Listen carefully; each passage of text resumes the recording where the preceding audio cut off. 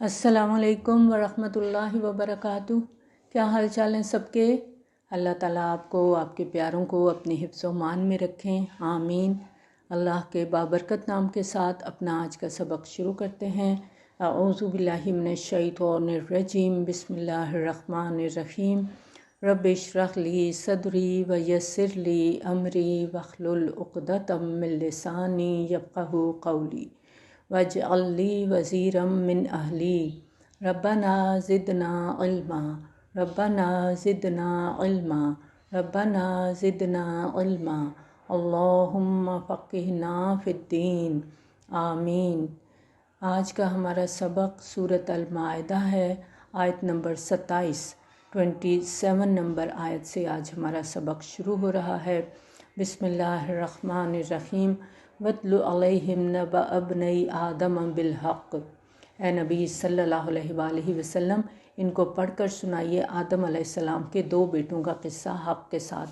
اِذْ قَرَّبَ قُرْبَانًا، جب کہ ان دونوں نے قربانی پیش کی، فَتُقُبِّلَ مِنْ أَحَدِهِمَا وَلَمْ يُتَقَبَّلْ مِنَ الْآخَرِ، تو ان میں سے ایک کی قربانی قبول کر لی گئی جبکہ دوسرے کی قبول نہیں کی گئی۔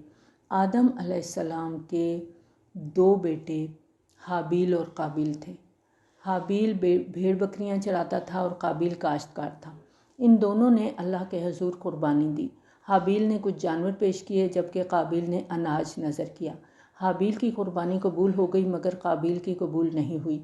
اس زمانے میں قربانی کی قبولیت کی علامت یہ ہوتی تھی کہ آسمان سے ایک شعلہ نیچے اترتا تھا اور وہ قربانی کی چیز کو جلا کر بھسم کر دیتا تھا۔ اس کا مطلب یہ ہوتا تھا کہ اللہ تعالیٰ نے قربانی کو قبول فرما لیا۔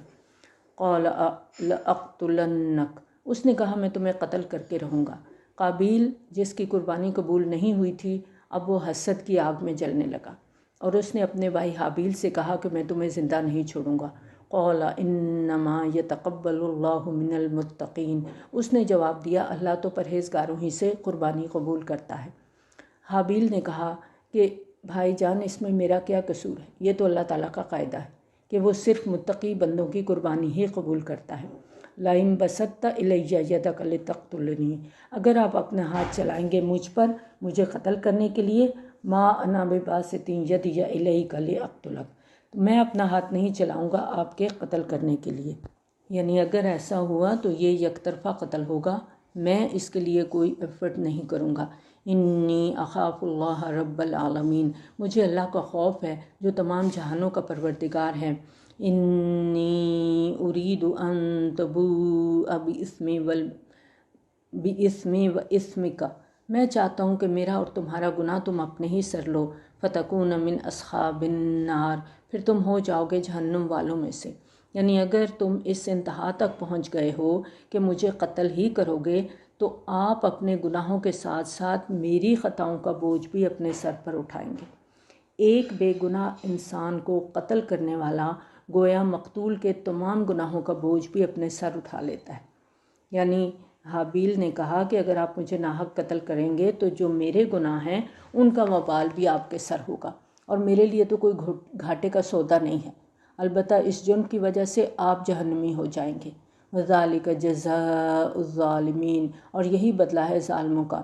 فَطَوَّعَتْ لَهُ نَفْسُهُ قَتْلَ أَخِيهِ، بالآخر اس کے نفس نے آمادہ کر ہی لیا اسے اپنے بھائی کے قتل پر۔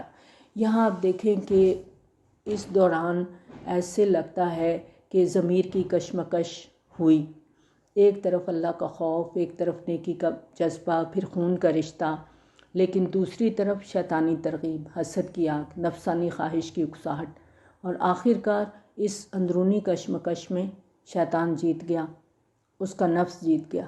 فَقَتَلَهُ فَأَصْبَحَ مِنَ الْخَاسِرِينَ، تو اس نے اسے قتل کر دیا اور ہو گیا تباہ ہونے والوں میں سے۔ فَبَعَثَ اللَّهُ غُرَابًا يَبْحَثُ فِي الْأَرْضِ، تو اللہ نے ایک کوا بھیجا جو زمین کو ریتنے لگا۔ یہ پہلا خون تھا جو نسل آدم میں ہوا تھا۔ قابیل نے حابیل کو قتل تو کر دیا لیکن اب اسے سمجھ نہیں آ رہا تھا کہ بھائی کی لاش کا کیا کرے، کیسے ڈسپوز آف کرے، تو اللہ تعالیٰ نے ایک کوے کو بھیج دیا جو اس کے سامنے اپنی چونچ سے زمین کھودنے لگا۔ لِيُرِيَهُ كَيْفَ يُوَارِي سَوْءَةَ أَخِيهِ، تاکہ اللہ اسے دکھا دے کہ اپنے بھائی کی لاش کو کیسے چھپائیں۔ کوے کے زمین کھودنے کے عمل سے اسے سمجھ آ جائے کہ زمین کو کھود کر لاش کو دفن کرنا ہے۔ قال یا ویلتا اعجزت ان اکون مثل هذا الغراب فاواری سوءۃ اخی۔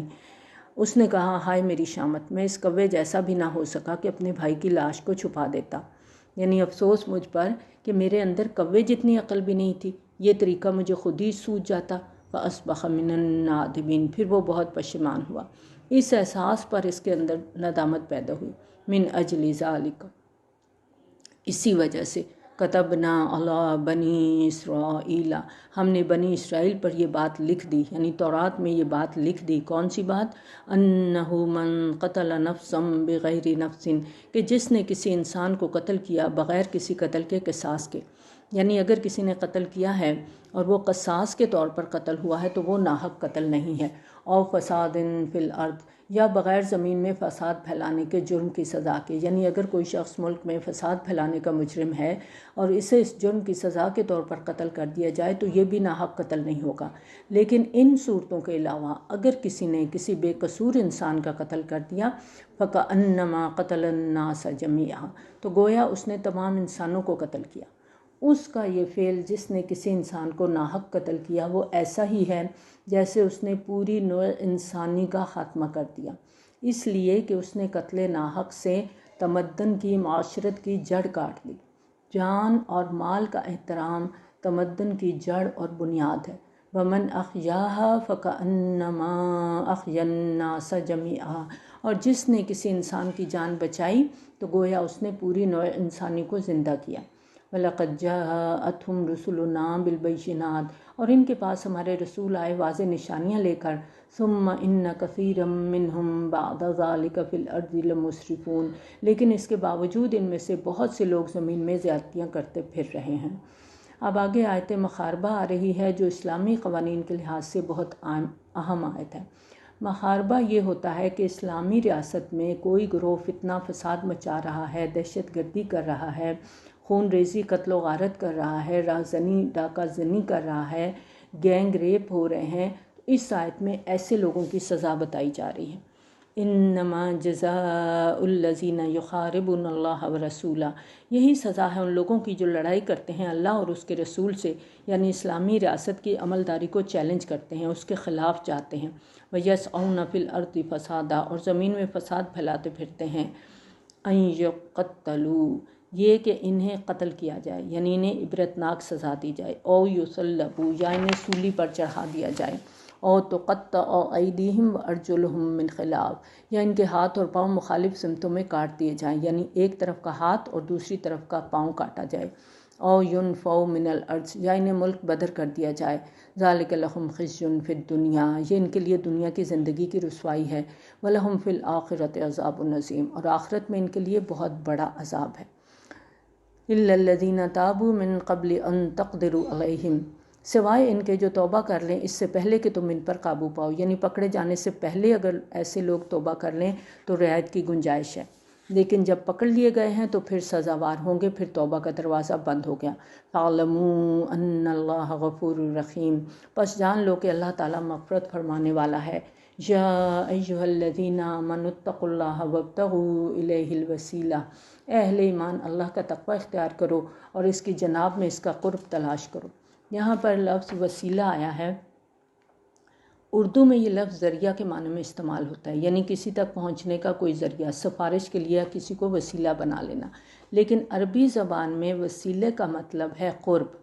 تو یہاں پر فرمایا یا ایھا الذین آمنوا اتقوا اللہ وابتغوا الیہ الوسیلہ، اے ایمان والو اللہ کا تقوی اختیار کرو اور اس کا قرب تلاش کرو۔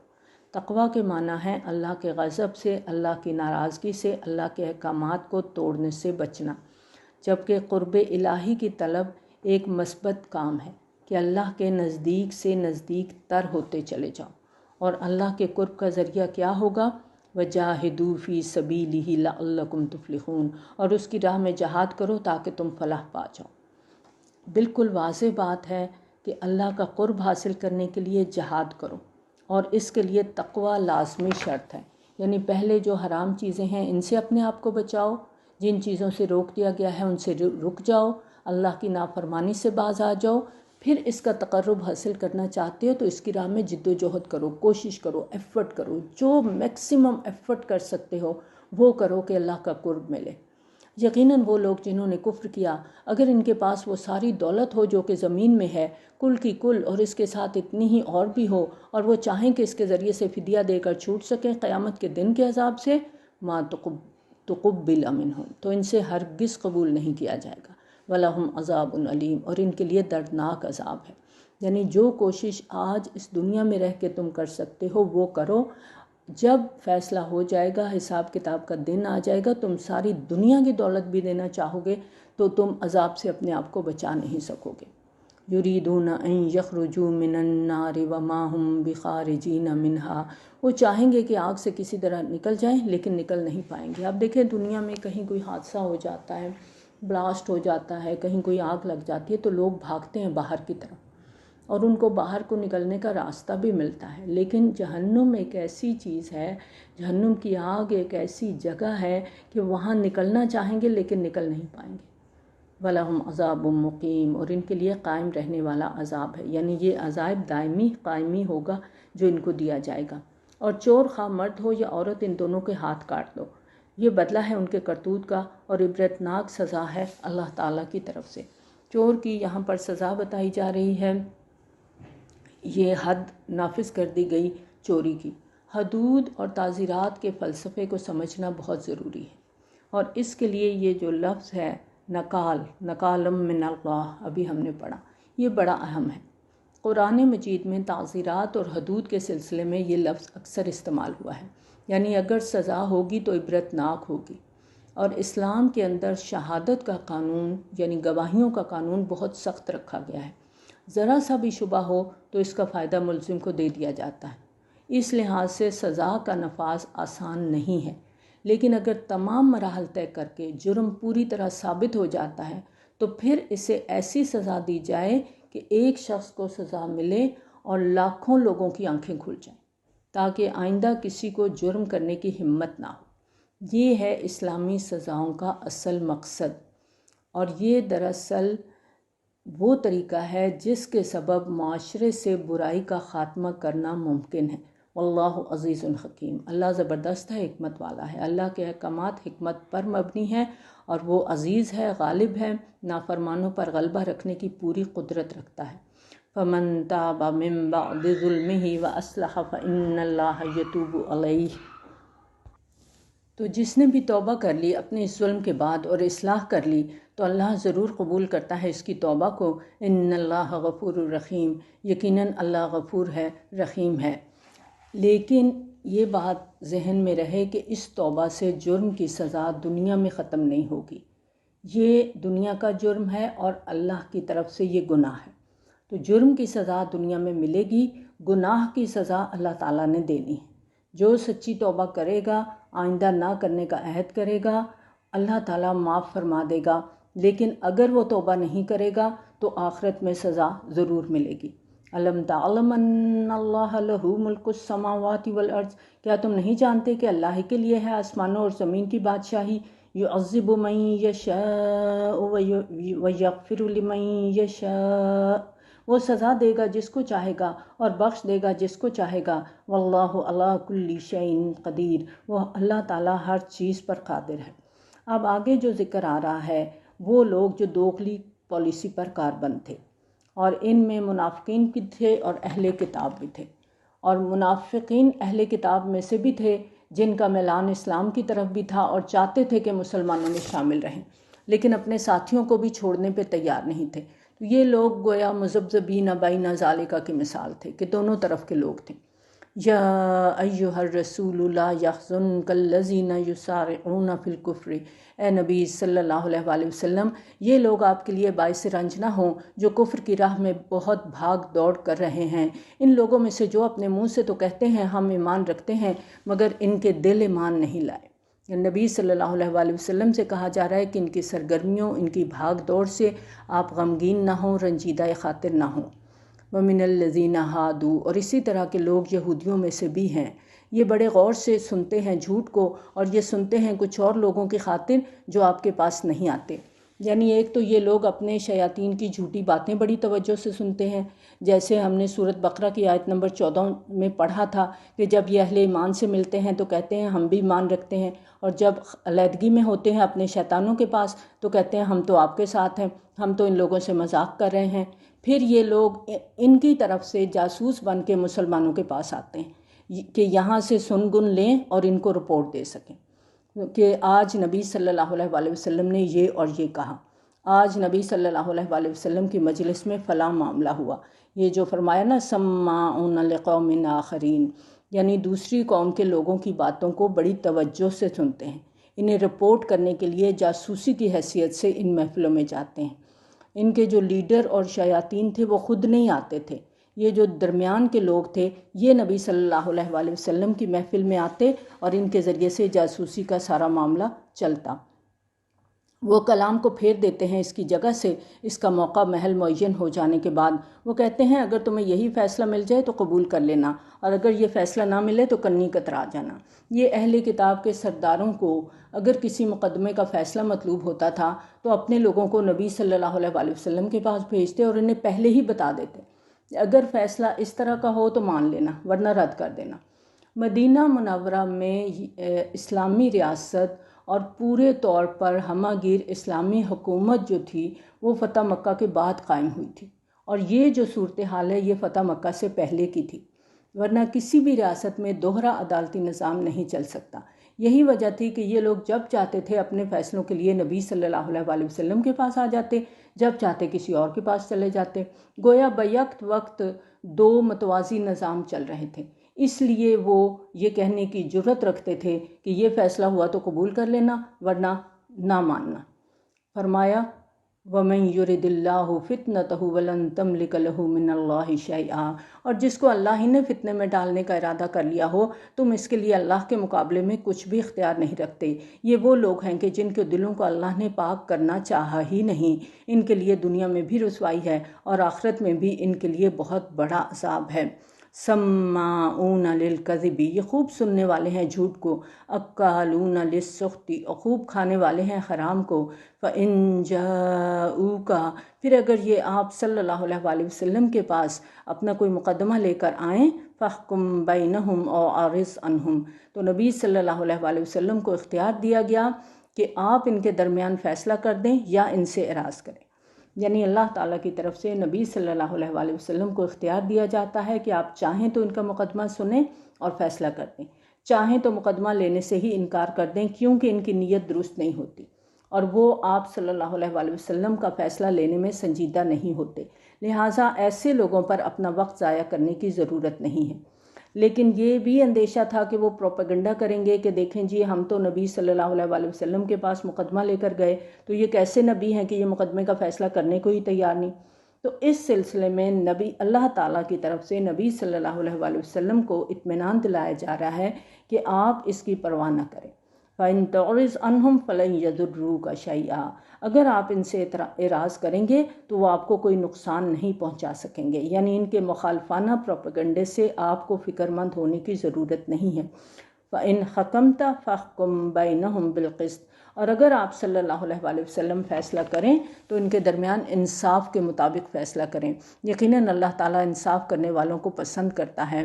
اور اے نبی صلی اللہ علیہ وآلہ وسلم، یہ لوگ آپ کو کیسے حکم بناتے ہیں جبکہ ان کے پاس تورات موجود ہے جس میں اللہ کا حکم موجود ہے۔ یہاں اللہ تعالیٰ نے یہود کی بدنیتی کو بالکل بے نقاب کر دیا کہ اگر ان کی نیت درست ہو تو یہ تورات سے رہنمائی حاصل کر لیں۔ ثم یتولون من بعد ذلک، پھر بھی وہ اس سے روگردانی کرتے ہیں۔ وما اولئک بالمؤمنین، اور حقیقت میں یہ لوگ مومن نہیں ہیں، یہ لوگ ایمان سے خالی ہیں، ان کے دلوں میں ایمان گیا ہی نہیں، اور یہی ان کا اصل روگ ہے۔ اب